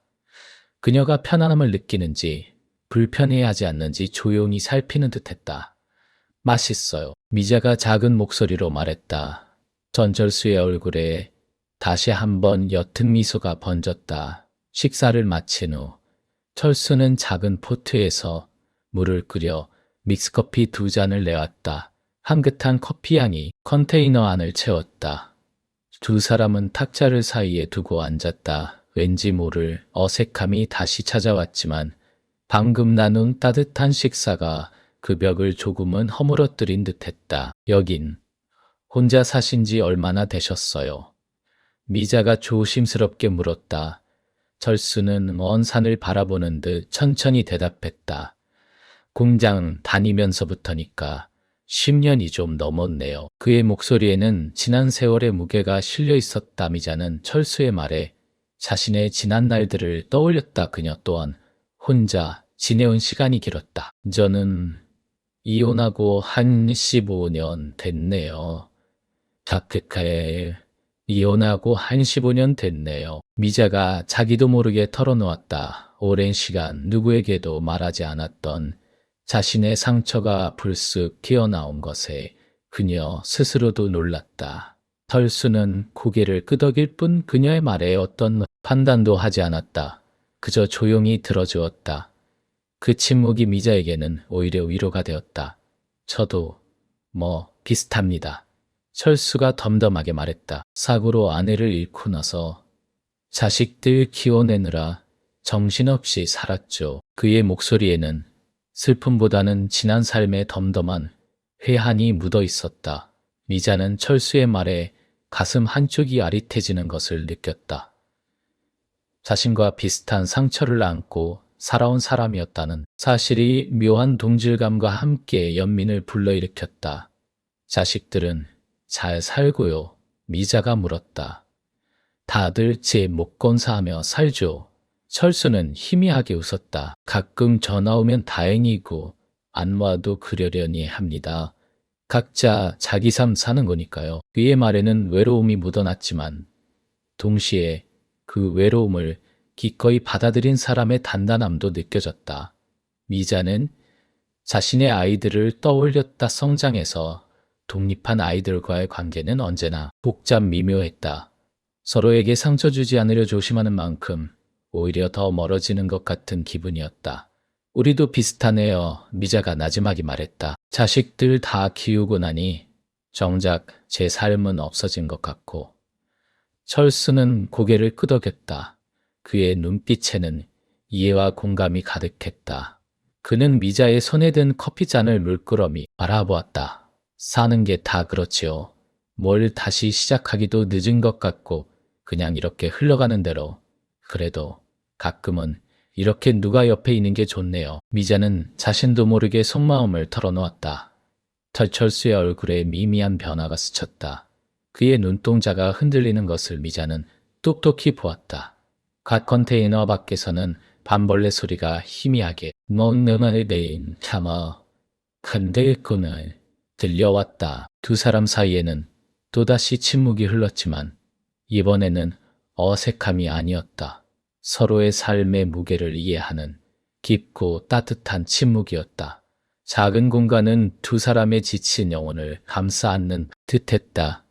미자는 문득 이 좁고 투박한 공간이 세상 어떤 화려한 집보다 아늑하게 느껴지는 자신을 발견했다. 철수는 자리에서 일어나 작은 탁자 위에 놓인 꽃병을 조심스럽게 들어 올렸다. 꽃병에는 이름 모를 들꽃 한 송이가 시들어가고 있었다. 며칠 전에 공장 담벼락에서 꺾어왔는데. 철수가 중얼거렸다. 혼자 두기엔 아까워서. 미자는 말없이 들꽃을 바라보았다. 시들어가지만 여전히 아름다운 그 꽃이 왠지 모르게 자신들 같았다. 철수의 작은 손길이 꽃잎을 어루만졌다. 그의 투박한 손에서 뜻밖의 섬세함이 느껴졌다. 시간은 물처럼 흘렀고 밤은 더욱 깊어졌다. 미자는 자리에서 일어났다. 늦었네요. 이만 가봐야겠습니다. 벌써요? 철수가 아쉬운 듯 물었다. 미자는 철수의 눈빛에서 아쉬움을 읽었다. 그녀의 마음속에도 작은 아쉬움이 피어났다. 철수는 문까지 그녀를 배웅했다. 컨테이너 밖은 칠흑 같은 어둠이 드리워져 있었다. 조심히 가세요. 흥모은다 내가 마 토이토마 마스 동네아이에 철수의 목소리가 어둠 속에서 따뜻하게 들려왔다. 미자는 고개를 끄덕이며 발걸음을 옮겼다. 뒤돌아보니 철수가 서 있는 컨테이너의 작은 창문에서 노란 불빛이 새어나오고 입문관이 와이며 이엔도 맹온 샵다난데키 그 불빛은 어둠 속에서 외로운 미자의 마음을 비추는 작은 등대 같았다. 혼자 걸어가는 그녀의 발걸음은 더 이상 외롭지만은 않았다. 왠지 모르게 등 뒤에서 따뜻한 시선이 그녀를 지켜보고 있는 듯했다. 그날 밤 미자의 잠자리는 평소보다 조금 더 따뜻하고 조금 더 편안했다. 판나간 컨테이너 속에서 나눈 짧은 만남이 그녀의 마음에 깊은 울림을 남긴 채 그리고 그녀는 알 수 없는 작은 기대를 품은 채 잠이 들었다. 공장 식당의 시끄러운 찬양이 아직 귓가에 맴도는 저녁이었다. 철수는 조심스럽게 미자를 향해 말했다. 저기, 저녁은 드셨어요. 미자는 뜨거운 밥솥김에 데워진 손등을 어루만지며 고개를 저어 땀에 남은 음식을 처리하고 나면 정작 자신의 몫은 제대로 챙기지 못하는 일상이었다. 아니요, 아직. 철수는 잠시 망설이는 듯하더니 숨을 한번 깊게 들이쉬었다. 그럼 괜찮으시면 제 기숙사에서 간단하게 라면이라도. 미자의 심장이 순간 쿵 하고 떨어지는 것 같았다. 철수의 제안은 예상치 못한 것이었고 그녀의 낡은 마음속에 아주 작게 그러나 분명하게 파문을 일으켰다. 번초대라는 단어가 낯설어 어색한 침묵이 흘렀다. 머릿속에는 수많은 망설임이 오갔다. 겨우내 얼어붙었던 땅의 새싹이 돋듯 시들었던 감정들이 아주 희미하게 고개를 들었다 하였선. 이 나이에 또 다시 누군가의 공간에 발을 들이는 것이 맞을까? 혹시나 하는 기대와 실망에 대한 두려움이 뒤섞여 목구멍까지 차올랐다. 하지만 동시에 뼈에 스며드는 듯한 외로움에 지쳐가던 그녀에게 아주 작은 불씨 같은 끌림도 있었다. 철수의 눈빛은 그저 따뜻했고 강요하는 빛은 없었다. 오히려 미자가 거절할까봐 염려하는 듯한 불안한 듯한 기색마저 엿보였다. 미자는 한참을 서성이다 작은 목소리로 답했다. 그럴까요? 수라기의 말에 철수의 얼굴에 옅은 미소가 번졌다. 그는 마치 오래 기다리던 답을 들은 아이처럼 어색하면서도 기쁜 표정이었다. 어둑해지는 공장길을 따라 두 사람은 말없이 걸었다. 콘크리트 바닥은 차가운 기운을 뿜었고 저 멀리서 들려오는 기계음은 오늘따라 더 외롭게 들렸다. 미자는 철수의 듬직한 뒷모습을 보며 왠지 모를 긴장감에 마른 침을 삼켰다. 철수의 컨테이너 기숙사는 공장 부지 한쪽에 여러 동이 늘어서 있었담 녹슨 철판이 세월의 흔적을 말해주는 듯했다. 그중 한 동 앞에 멈춰선 철수는 낡은 자물쇠를 돌려 문을 열었다. 삐걱이는 소리와 함께 어둠 속에 갇혀있던 공간이 모습을 드러냈다. 미자는 문턱을 넘어서기 전 잠시 숨을 골랐다. 내부는 예상보다 훨씬 깨끗하고 정돈되어 있었다. 벽벽에는 작은 달력이 걸려 있었고 한쪽 구석에는 얇은 이불이 단정하게 개어져 있었다. 번낡은 나무 탁자 위에는 먼지 한 톨 없이 깨끗한 컵 2개가 놓여 있었다. 오래된 라디오에서는 조용히 트로트 음악이 흘러나오고 있었다. 컨테이너 특유의 새 냄새와 함께 은은한 섬유 연제 향이 섞여 미자의 석견 코끝을 간지럽혔다. 이곳은 비록 좁고 초라했지만 누군가의 삶이 정성껏 배어있는 공간이었다. 좁아서 죄송합니다. 철수가 겸연쩍게 말했다. 미자는 고개를 저으며 작은 의자에 앉았다. 의자의 등받이는 삐걱였지만 왠지 모르게 편안한 느낌이었다. 철수는 능숙하게 작은 버너 위에 냄비를 올리고 물을 끓였다. 보글보글 끓어오르는 물소리가 정막을 깨고 라면 봉지 뜯는 소리가 이어졌다. 투박한 손놀림이었지만 그 속에는 자신만의 방식으로 삶을 살아가는 한 남자의 글이 진솔함이 담겨 있었다. 갓 끓여낸 라면은 김이 모락모락 피어올랐다. 철수는 미자에게 먼저 냄비에서 라면을 덜어주었다. 별다른 반찬도 없었지만 짭짤하면서도 매콤한 라면 국물은 얼어붙었던 속을 따뜻하게 데워주었다. 미자는 오랜만에 느껴보는 타인과의 식사였다. 고독한 식사를 이어오던 그녀에게 마주 앉아 국물을 후루룩 마시는 철수의 모습은 왠지 모르게 든든하게 느껴졌다. 철수는 라면을 먹다 말고 곁눈질로 미자를 살폈다. 그녀가 편안함을 느끼는지 불편해하지 않는지 조용히 살피는 듯했다. 맛있어요. 미자가 작은 목소리로 말했다. 철수의 얼굴에 다시 한번 옅은 미소가 번졌다. 식사를 마친 후 철수는 작은 포트에서 물을 끓여 믹스커피 2잔을 내왔다. 향긋한 커피 향이 컨테이너 안을 채웠다. 두 사람은 탁자를 사이에 두고 앉았다. 왠지 모를 어색함이 다시 찾아왔지만 방금 나눈 따뜻한 식사가 그 벽을 조금은 허물어뜨린 듯했다. 여긴 혼자 사신 지 얼마나 되셨어요? 미자가 조심스럽게 물었다. 철수는 먼 산을 바라보는 듯 천천히 대답했다. 공장 다니면서부터니까 10년이 좀 넘었네요. 그의 목소리에는 지난 세월의 무게가 실려 있었다. 미자는 철수의 말에 자신의 지난 날들을 떠올렸다. 그녀 또한 혼자 지내온 시간이 길었다. 저는 이혼하고 한 15년 됐네요. 찾았으면 되네요. 미자가 자기도 모르게 털어놓았다. 오랜 시간 누구에게도 말하지 않았던 자신의 상처가 불쑥 튀어나온 것에 그녀 스스로도 놀랐다. 철수는 고개를 끄덕일 뿐 그녀의 말에 어떤 판단도 하지 않았다. 그저 조용히 들어주었다. 그 침묵이 미자에게는 오히려 위로가 되었다. 저도 비슷합니다. 철수가 덤덤하게 말했다. 사고로 아내를 잃고 나서 자식들 키워내느라 정신없이 살았죠. 그의 목소리에는 슬픔보다는 지난 삶의 덤덤한 해안이 묻어 있었다. 미자는 철수의 말에 가슴 한쪽이 아릿해지는 것을 느꼈다. 자신과 비슷한 상처를 안고 살아온 사람이었다는 사실이 묘한 동질감과 함께 연민을 불러일으켰다. 자식들은 잘 살고요. 미자가 물었다. 다들 제 목건사하며 살죠. 철수는 희미하게 웃었다. 가끔 전화 오면 다행이고 안 와도 그러려니 합니다. 각자 자기 삶 사는 거니까요. 그의 말에는 외로움이 묻어났지만 동시에 그 외로움을 기꺼이 받아들인 사람의 단단함도 느껴졌다.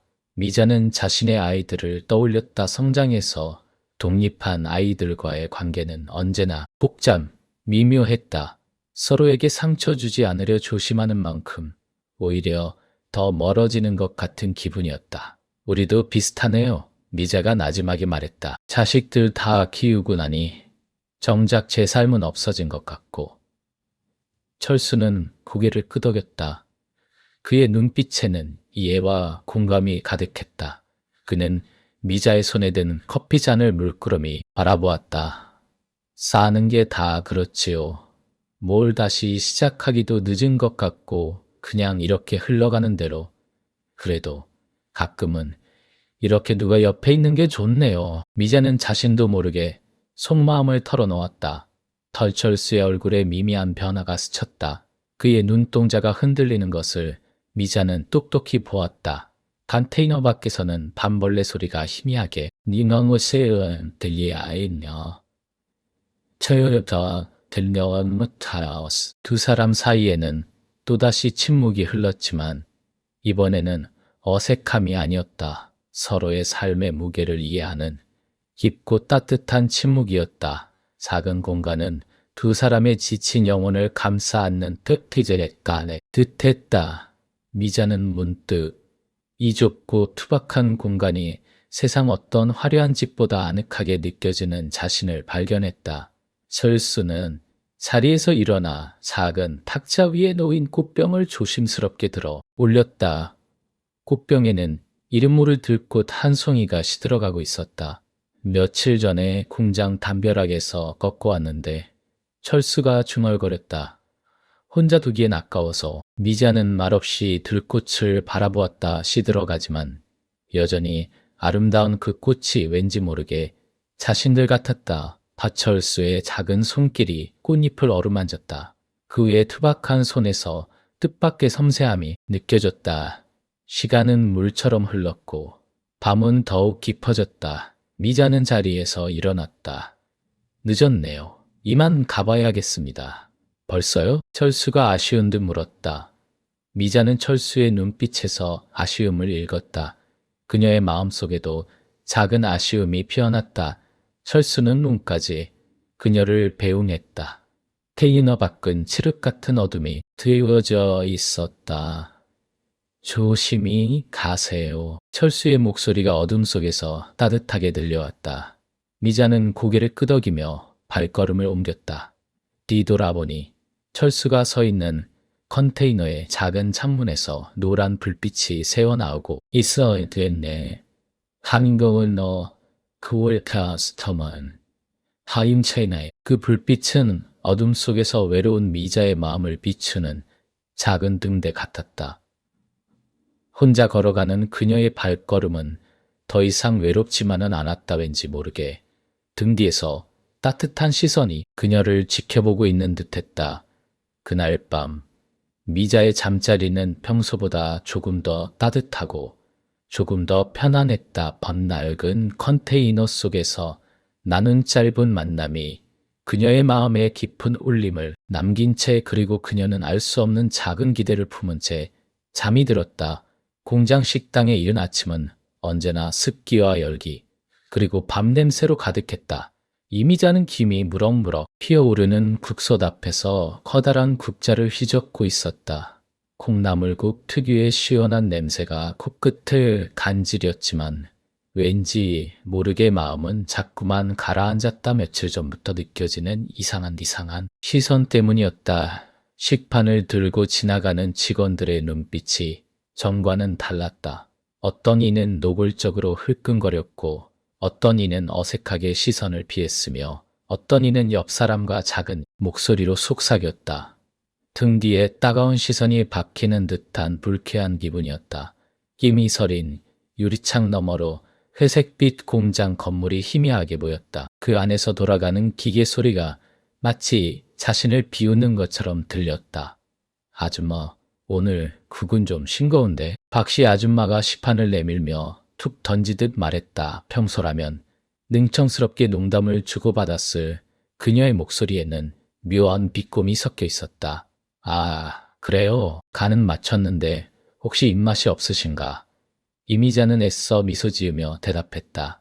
박씨 아줌마는 굳이 숟가락으로 국을 휘저으며 의미심장한 미소를 지었다. 요즘 아줌마는 마음이 딴 데 가 있는 모양이지. 내가 하늘새가 거리하는 나란히 안는다고 가 있는 모양이지. 그녀의 시선이 이미자의 손가락에 잠시 머물렀다. 거기에 놓인 반지가 없는 것을 확인하는 듯했다. 이미자의 얼굴에 뜨거운 열이 올랐다. 손끝이 저릿했고 심장이 쿵 하고 내려앉는 것 같았다. 정오의 식당은 아침보다 더 시끄러웠지만 이미자의 귀에는 모든 소리가 멀게만 들렸다. 그녀는 자신을 둘러싸은 공기의 밀도가 달라졌음을 본능력으로 느꼈다. 누군가든 뒤에서 속삭이는 소리가 분명하게 들렸다. 저 아줌마, 김씨 아저씨랑 그렇고 그런 사이인가 봐. 나이도 있는데 뻔뻔하게 자식들도 다 컸을 텐데 참. 식판을 닦던 손이 순간 멈췄다. 벗차가운 물에 잠긴 고무장갑 속으로 손가락이 굳어지는 느낌이었다. 늦이 시간이 왔다 어쩌면 김씨 아저씨와 함께 나는 그 짧은 순간에 김 아저씨와 함께 따뜻함이 이렇게 비난의 화살이 되어 돌아올 줄은 몰랐다. 김씨 아저씨 또한 공장 내에서 같은 시선을 느끼고 있었다. 컨테이너 기숙사 복도를 지날 때면 젊은 직원들이 웅성거리며 그를 쳐다보는 것을 보았다. 흡연장에서 담배를 태울 때면 그들의 대화가 그의 주변에서 갑자기 멈추곤 했다. 그의 낡은 작업복 주머니 속에서 이미자가 몰래 넣어준 작은 캔커피가 문득 차갑게 느껴졌다. 그는 이 모든 시선이 이미자에게도 향하고 있다는 사실에 속이 쓰렸다. 혼자라면 얼마든지 견딜 수 있는 시선이었다. 그러나 그녀가 상처받을 것을 생각하니 가슴 한편이 저릿했다. 점심시간이 끝날라 무렵 이미자는 식당 한쪽 구석에 놓인 낡은 의자에 잠시 앉았다. 피로가 고스란히 어깨를 짓눌렀다. 그때 종수기에서 물을 마시던 젊은 여직원 2명이 눈에 들어왔다. 야, 들었어. 그 식당 아줌마랑 컨테이너 아저씨 말이야. 한 명이 작은 목소리로 말했다. 다른 한 명이 낄낄거렸다. 설마 진짜 사귀는 건가? 나이도 많은데 주책이야. 그러니까 자식들 보기 안 창피한가? 아저씨는 괜찮지만 아줌마는 아무래도 좀 그렇지. 여자가 더 욕먹는 법이니까. 이미자는 숨을 들이켰다. 귓가가 먹먹해졌다. 반팔이 벌거벗겨진 채 차가운 공장 바닥에 서 있는 기분이었다.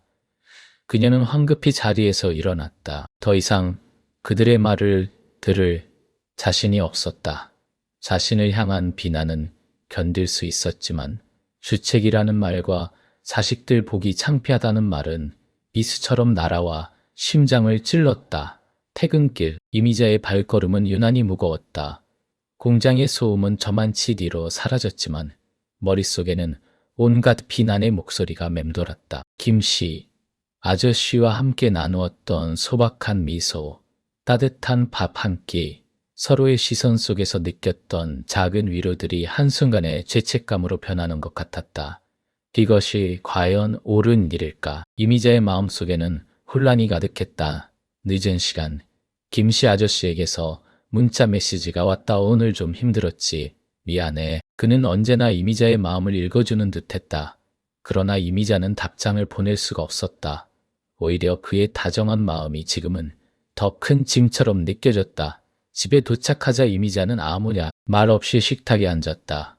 딸 지혜와 아들 준호가 저녁을 먹고 있었다. 김치찌개 냄새가 포근하게 느껴졌지만 이미자의 목구멍으로 밥 한 숟갈 넘기기가 힘들었다. 엄마, 요즘 공장에서 무슨 일 있어요?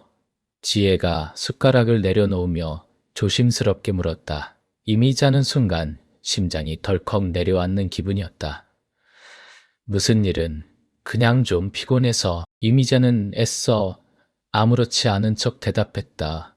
준호가 핸드폰을 내려다보며 말했다. 아니, 엄마, 저번에 엄마 친구들 모임에서 그러던데 엄마 연애한다는 소문 돌던데요. 준호의 말에 이미자의 얼굴은 순식간에 하얗게 질렸다. 입술이 바싹 말랐다. 그게 무슨 소리니? 이미자는 목소리를 억지로 낮추었다. 지혜가 걱정스러운 표정으로 엄마를 바라보았다. 엄마, 혹시 공장에 그 김씨 아저씨 말이에요? 이미자는 아무 대답도 할 수 없었다. 그녀의 눈동자가 갈 곳을 잃고 흔들렸다. 준호가 스물여 시엔 닷삼씨였다. 엄마, 이 나이에 무슨 연애예요? 애들도 다 컸고 주변에서 다 알면 어쩌려고요? 그냥 그 아저씨랑 밥 몇 번 먹은 것뿐이야. 이미자가 겨우 입을 열었다 하지만 이미자의 목소리는 믿음직스럽지 못했다. 지혜가 준호의 팔을 붙잡으며 말했다. 오빠, 엄마한테 너무 그러지 마. 그러면서도 지혜의 표정에는 불안감이 역력했다. 엄마, 우리가 걱정돼서 그래요. 혹시 그 아저씨가 엄마한테 의도적으로 접근한 건 아닐까 걱정되고요. 재산 같은 거 탐내는 사람들도 많잖아요, 요즘엔. 준호의 말은 이미자의 심장을 후벼 파는 듯했다. 따뜻한 위로였던 김씨, 아저씨의 존재가 아이들의 눈에는 위협적인 존재로 비치고 있었다. 엄마, 나중에 우리한테까지 피해 올까봐 걱정돼요. 친구들 사이에 말 나올까봐. 지혜의 말은 엄마를 향한 걱정이라기보다는 자신들의 평판이 더 중요한 듯 들렸다. 이미자의 눈가가 뜨거워졌다. 두 자녀의 눈동자 속에는 엄마의 행복보다는 세간의 시선과 자신들의 앞날이 더 크게 자리 잡고 있었다. 엄마도 외로울 수 있는 거잖아. 이미자는 끝내 울음 섞인 목소리로 말했다. 그녀의 눈에서 굵은 눈물 방울이 뚝뚝 떨어져 내렸다.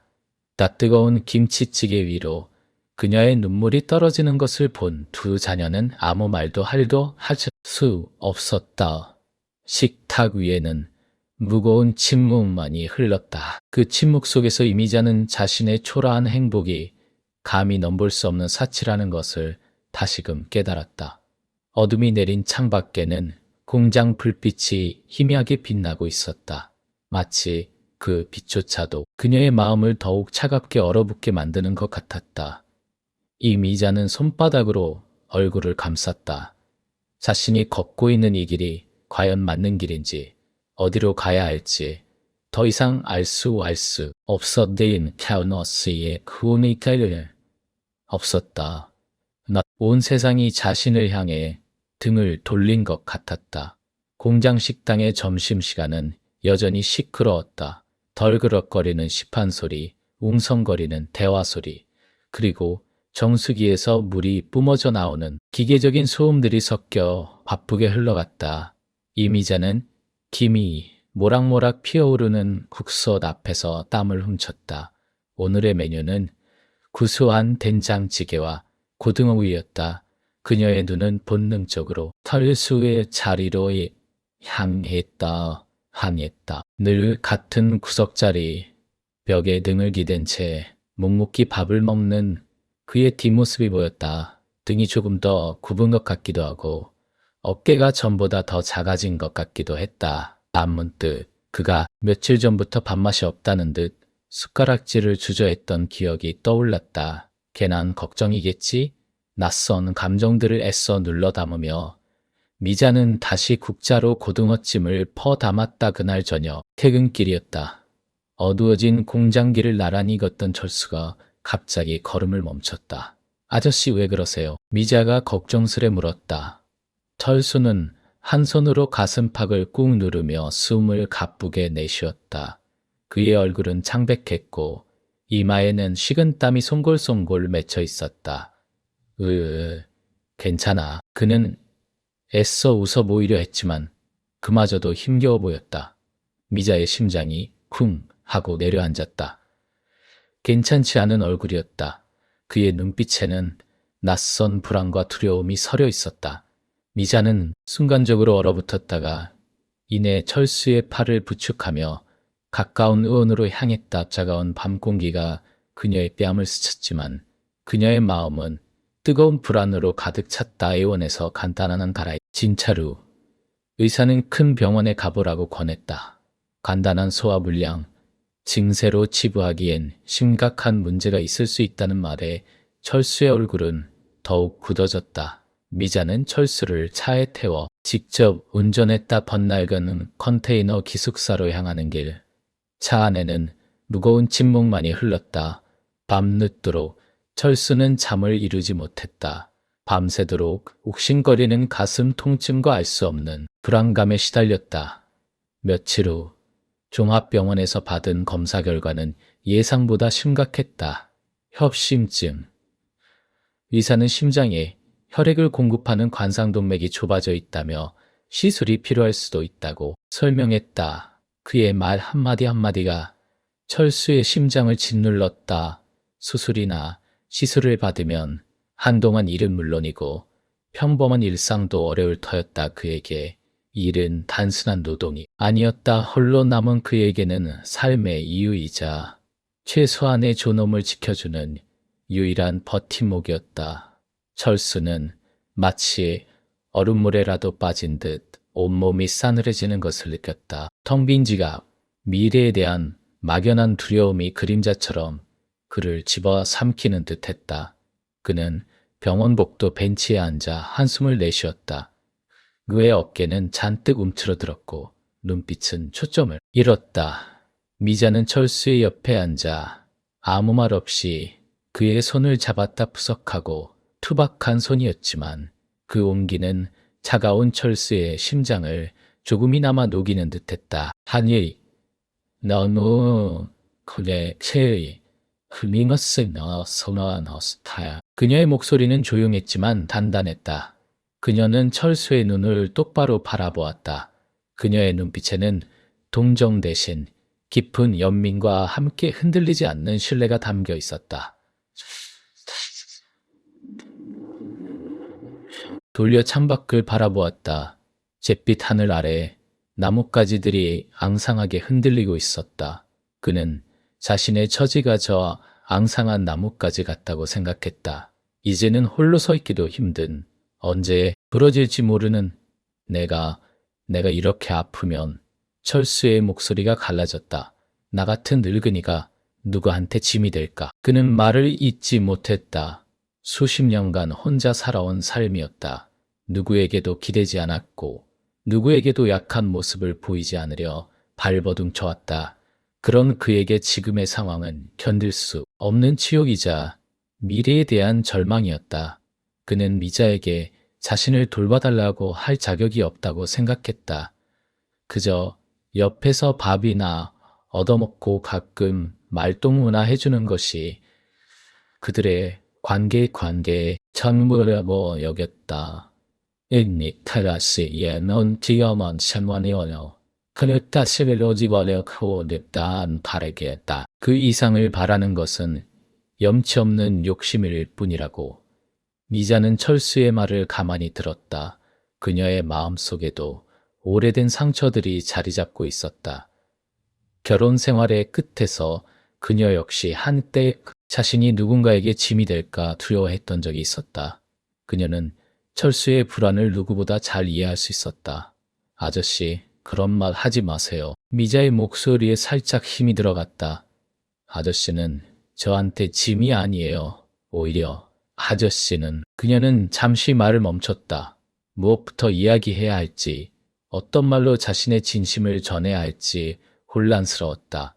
하지만 지금 말하지 않으면 영영 기회가 없을 것만 같았다. 아저씨는요, 저한테 힘이 되어 주셨어요. 매일 아침 식당에 오셔서 밥 한 그릇 깨끗하게 비워주시고 말없이 고개 숙여 인사해 주시는 아저씨 덕분에 제가 이 힘든 일을 버틸 수 있었어요. 그녀의 눈가에 살짝 물기가 어렸다.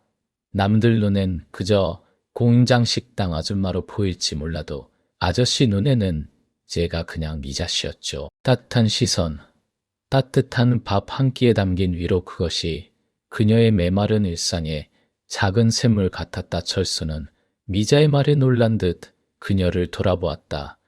그의 눈동자가 흔들렸다. 감히 누군가에게 힘이 되었다고.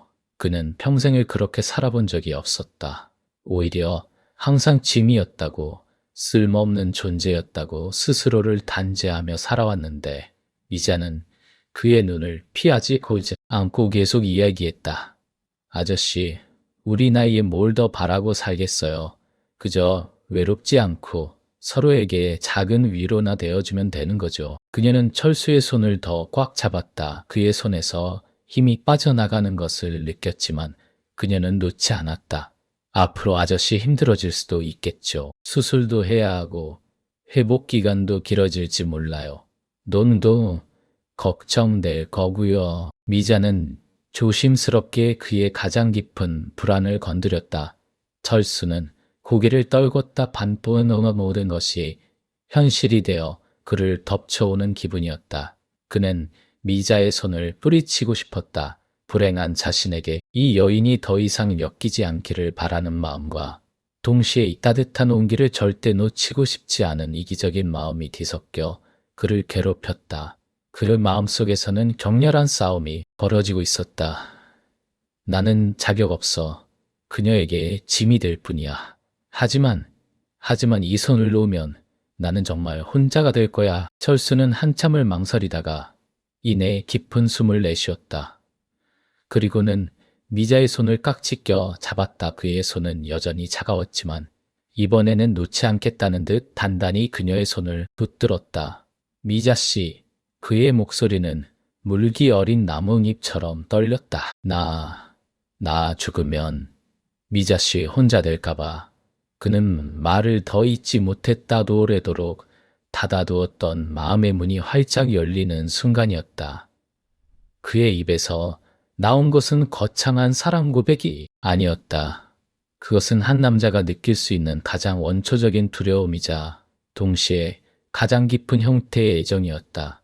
자신이 없으면 상대방이 외로울까봐 걱정하는 마음, 이것이야말로 그가 평생 누구에게도 드러내지 않았던 그의 진심이었다.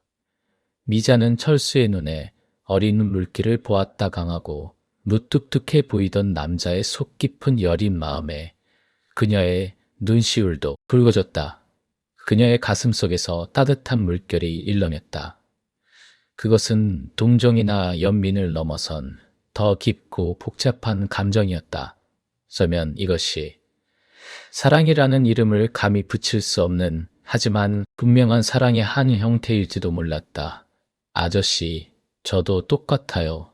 미자가 그의 손을 마주 잡으며 속삭였다. 아저씨가 없으면 저도 혼자예요? 다시 이 넓은 세상에 혼자 남겨질 것 같아서. 그녀의 목소리도 갈라졌다. 두 사람은 나란히 앉아 서로의 눈물을 보았다. 더 10년의 세월을 혼자 버텨온 두 영혼이 비로소 서로의 외로움을 알아보고 함께 눈물 흘리는 순간이었다. 철수는 떨리는 손으로 미자의 손을 어루만졌다. 미자씨, 나 살아야겠어. 그의 눈빛에 다시 힘이 돌아왔다. 미자씨 옆에서 오래오래 살아야겠어. 그는 평생 누구에게도 해본 적 없는 다짐이었다. 그의 삶의 새로운 이유가 바로 미자였다. 미자는 고개를 끄덕였다.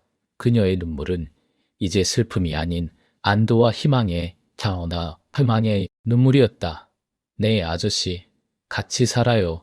힘들면 힘들다고 말하고, 아프면 아프다고 말하고, 서로한테 기대서 그렇게 살아가면 돼요. 그녀는 철수의 손을 두 손으로 감싸 잡았다. 그의 손가락 마디마디를 조심스럽게 쓸어내렸다. 그 순간 차갑던 병원 복도가 두 사람의 따뜻한 온기로 가득 차는 듯했다. 더 이상 두 사람은 혼자가 아니었다. 그들은 서로의 존재가 얼마나 소중한지, 그리고 서로에게 기댈 수 있는 버팀목이 있다는 것이 얼마나 큰 위로인지 깨달았다. 이제 그들은 함께였다. 전 차가운 공장 불빛 아래에서 따뜻한 밥 한 끼에서 시작된 작은 인연이 이렇게 서로의 삶을 지탱해줄 굳건한 약속으로 변해가고 있었다. 아직 갈 길은 멀고 헤쳐나갈 어려움도 많겠지만 그들은 이제 더 이상 두렵지 않았다. 함께라는 이름 아래 그들은 이제 두 번 다시 혼자가 아니었다. 공장 식당의 불이 환하게 켜지기 한참 전 아주머니는 컨테이너 기숙사 문을 조심스레 두드렸다. 옅은 새벽 공기가 낡은 문틈으로 스며들어 볼을 살짝 간지럽혔지만 그녀의 손에는 따뜻한 온기가 담긴 컵이 들려 있었다. 어젯밤 미리 끓여 식혀둔 보리차였다. 이른 아침의 작은 정성이었다. 문이 삐걱 소리를 내며 열리고 아저씨의 푸스스한 머리와 졸음에 잠긴 눈동자가 드러났다. 아직 주무시는데 너무 일찍 깨웠나 몰라. 아주머니는 미안한 듯 작게 속삭였다. 목소리는 물결처럼 부드러웠다. 아저씨는 잠긴 목소리로 킁킁거리며 아니요, 벌써 깼습니다. 니야 어제 온 흐무맞습니다. 사야스 하 라고 대답하며 컵을 받아들었다. 넌차게 어운 새벽 공기 속에서 따뜻한 보리차가 손에 닿자마자 아저씨의 얼굴에는 얼었던 땅이 녹듯 희미한 미소가 번졌다. 예전 같으면 컵 하나 쥐어줄 사람 없이 찬물로 대강 목을 축이고는 차가운 공장 바닥을 밟고 나섰을 아침이었다. 컨테이너라는 이름의 좁은 상자 안에서 홀로 잠에서 깨어나 세상의 소음에 맞서려 준비를 하던 지난 세월. 하지만 이제는 달랐다. 식당으로 향하는 길, 두 사람은 말없이 나란히 걸었다. 어깨를 스치는 작은 접촉이 서로의 존재를 말해주었다. 무언가를 굳이 말하지 않아도 따뜻한 온기가 흐르는 듯했다. 공장 담벼락을 넘어오는 희뿌연 안개 속에서 낡은 운동화들이 사각거리는 소리만이 정적을 갈랐다. 주머니는 아저씨의 낡은 작업복 소매를 흘긋 보았다. 어깨 부분이 오래되어 실밥이 위태롭게 터져 있었다. 밤잠 마치 그들의 지난 삶처럼 위태롭고 해진 흔적들이었다. 조금 있으면 새 걸로 맞춰드릴게요. 그녀의 말에 아저씨는 쑥스러운 듯 멋쩍게 웃었다. 괜찮습니다. 아직 입을만해요. 늘 이렇게 신경 써주셔서 송구스럽습니다. 하지만 그의 눈빛에는 숨길 수 없는 고마움이 가득 비쳤다. 그의 굳게 담은 입술 아래로 나는 이렇게 받아도 되는 사람인가 하는 물음이 희미하게 떠올랐다. 그렇게 서로를 향한 작은 배려와 망설임이 뒤섞이며 그들의 하루를 시작하는 온기가 되었다. 잔식당에 도착하자마자 아주머니는 능숙한 손길로 주방으로 향했다. 덜그럭거리는 식기 소리와 함께 갓 지은 밥 냄새, 구수한 된장국 냄새가 코끝을 간지럽혔다. 아저씨는 식당 한켠에 자리 잡고 앉아 아주머니가 건넨 어제 신문을 펼쳤다. 눈으로는 활자를 훑고 있었지만 그의 귀는 주방에서 들려오는 아주머니의 모든 움직임에 온통 쏠려 있었다.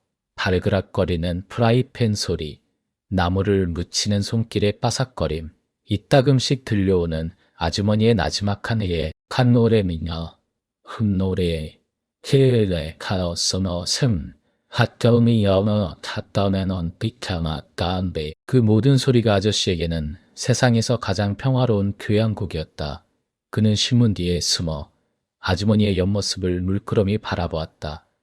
곱게 늙은 그녀의 얼굴에는 깊은 주름이 배어 있었지만 그 주름마다 삶의 지혜와 강인한 연륜이 고스란히 배어 있었다. 그녀의 어깨는 여전히 바빴지만 어딘가 전과는 다른 가벼움이 느껴졌다. 수십 년간 짊어졌던 삶의 무게를 어쩌면 사랑이라는 이름에 보이지 않는 날개가 조금씩 덜어주는 듯했다. 그녀의 콧노래는 점차 선명해졌다. 젊은 시절 즐겨 부르던 가요였으리라. 노래 가사처럼 이제야 그녀의 마음에도 봄날이 찾아온 것 같았다. 어느 날 오후 갑자기 하늘에서 비가 억수같이 쏟아졌다. 창밖을 때리는 빗소리가 천둥처럼 요란했고 흐린 하늘은 금방이라도 무너져 내릴 듯했다. 던식당 문을 닫고 함께 컨테이너 기숙사로 돌아가는 길, 아저씨의 걸음이 유독 무거워 보였다. 빗줄기가 옷깃을 파고들었고 그의 표정은 굳어 있었다. 평소 같으면 굳어 있었다. 퉁명스러운 농담이라도 던져 어색함을 깼을 텐데 오늘은 내내 말이 없었다. 기숙사에 들어서자마자 아저씨는 벽에 기대어 길게 한숨을 내쉬었다. 벚날은 컨테이너 벽에 기대 선 그의 기대선. 그의 어깨가 유난히 왜소해 보였다. 무슨 일 있으세요? 학원 일세요. 아주머니가 걱정스러운 눈빛으로 아저씨의 얼굴을 살폈다. 아저씨는 한참을 망설이다 겨우 입을 열었다. 그의 목소리는 빗소리에 묻힐 듯 작고 서글펐다. 오늘 작업하다가 허리를 좀 삐끗했습니다. 별건 아닌데 예전 같지 않네요. 이제 정말 늙었나 봅니다. 그의 목소리에는 서글픈 자주와 함께 늙어가는 몸이 더 이상 마음처럼 따라주지 않는다는 서러움이 묻어 있었다. 아주머니는 아저씨의 얼굴을 말없이 지켜보았다. 그녀의 눈에도 지난 세월의 고단함이 그대로 비쳐 있었다. 파파스 냄새가 희미하게 풍기는 아저씨의 낡은 작업복에서 그가 홀로 견뎌온 삶의 무게가 고스란히 느껴졌다. 아버지가 그랬듯 남자들은 아파도 아프다고 쉽게 말하지 않는 법이었다. 그녀는 재빨리 부엌으로 냄비에 물을 올렸다. 냉장고에 있던 생강을 꺼내 잘게 썰어 넣고 설탕을 조금 넣어 달큰하면서도 알싸한 생강차를 끓였다. 따뜻한 생강차를 내밀자 아저씨는 힘없이 받았다. 끝이 떨렸다. 감사합니다. 그의 목소리가 한결 작아졌다. 아주머니는 아저씨의 옆에 앉아 따뜻한 차를 마시는 동안 그의 허리를 조심스럽게 주물러 주었다. 투박하고 거칠어진 그녀의 손길이었지만 그 온기는 어떤 약보다도 따뜻하고 깊었다. 아저씨는 스르륵 눈을 감고 그녀의 손길에 몸을 맡겼다. 예전에는 혼자 아파도 끙끙 앓다 말았는데 옆에 누가 이렇게 있어주는 게 참 낯설고 고맙네요. 아저씨는 흐느끼듯 중얼거렸다. 그의 목소리에는 오랜 외로움이 녹아 있었다. 아주머니의 손길이 잠시 멈췄다. 그녀 또한 혼자 견뎌야 했던 수많은 밤들을 떠올렸으리라요. 몸이 아프거나 마음이 지칠 때면 누구 하나 기댈 곳 없이 막막했던 시간들 통째로 기울어지는 것 같았던 외로운 순간들이 영화, 필름처럼 머릿속을 스쳐 지나갔다. 그녀는 아저씨의 어깨를 조심스럽게 감쌌다. 이제는 저도 있잖아요. 혼자가 아니에요. 그녀의 목소리는 작았지만 그 울림은 단단하고 확고했다. 그녀의 품에서 아저씨의 눈가에 뜨거운 것이 고였다. 그는 고개를 숙여 아주머니의 마른 어깨에 기대었다. 묵직한 아저씨의 기대였다. 어깨가 그녀의 뼈마디가 느껴지는 몸에 닿았다. 빗소리가 여전히 창밖을 두드리고 있었지만 그 소리는 이제 더 이상 두 사람의 고요를 방해하지 않았다. 오히려 그들의 감정을 더욱 깊게 만드는 배경음악처럼 느껴졌다. 두 사람의 그림자가 비 쏟아지는 창밖 풍경과 함께 더욱 깊어졌다.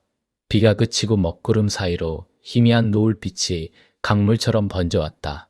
하늘은 마치 지난 슬픔을 모두 씻어낸 듯 더할 나위 없이 깨끗해 보였다. 아주머니는 아저씨의 낡은 작업복을 가져와 바늘에 실을 꿰었다.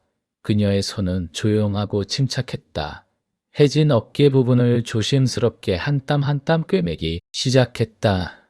낡은 천 조각들이 그녀의 손길을 따라 다시 하나로 이어졌다. 반여낸 버무듯한 밤 삶이 이제 다시 엮이는 것처럼 아저씨는 그런 아주머니의 모습을 말없이 지켜보았다.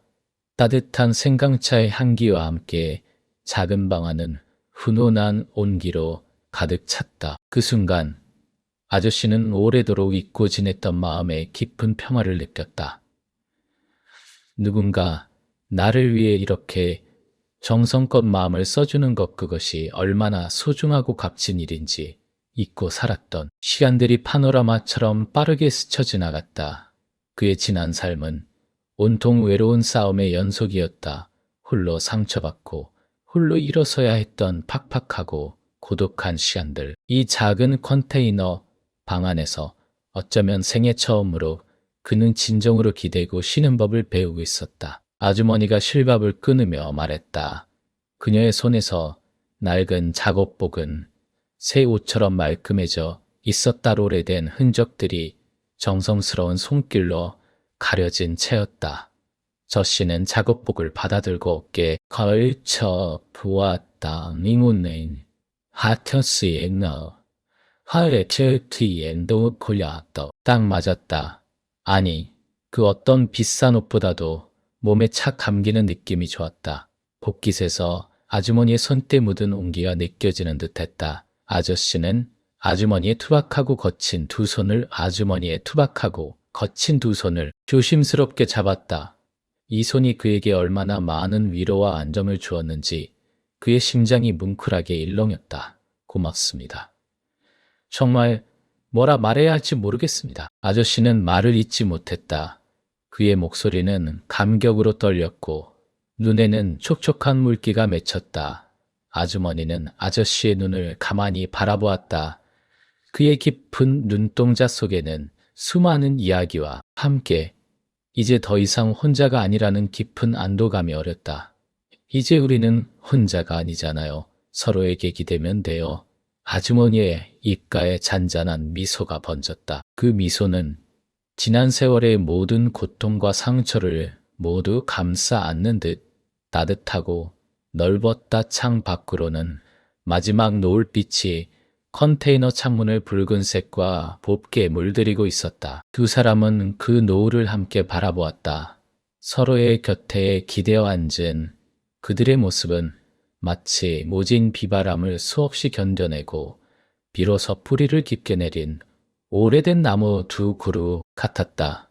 그들의 화원역 사랑은 젊은 날의 격정적인 불꽃이 아니었듯인 춥고 어두운 길 위에서 서로의 온기가 되어주는 작지만 결코 꺼지지 않는 등불 같은 것이었다. 남은 삶에 드리워진 따뜻한 빛, 그것은 결코 사라지지 않을 희망이자 가장 깊은 위로였다.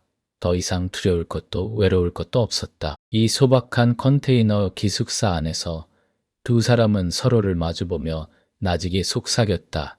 이제 우리에게 남은 건 이 함께하는 시간뿐입니다. 그 말은 곧 영혼처럼 느껴지는 오늘을 위한 가장 아름다운 약속이었다.